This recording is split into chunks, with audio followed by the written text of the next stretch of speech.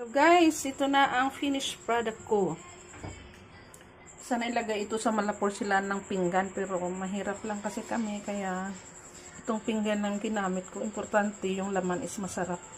Kahit ang lalagyan simple. Ito simpleng pagkain pero masarap. Sa Ilonggo, this is bulaw. I don't know in Tagalog ha. Yung ingredients ko lang naman ay, kasi wala nga akong tomato sauce. Fresh na tomato yung ginamit ko. Nilagyan ko siya ng carrots. Wala nang pineapple, bell pepper, kusay, yung may zinc. Kasi kailangan ng katawan ko yun yung zinc kasi nga sa allergy ko.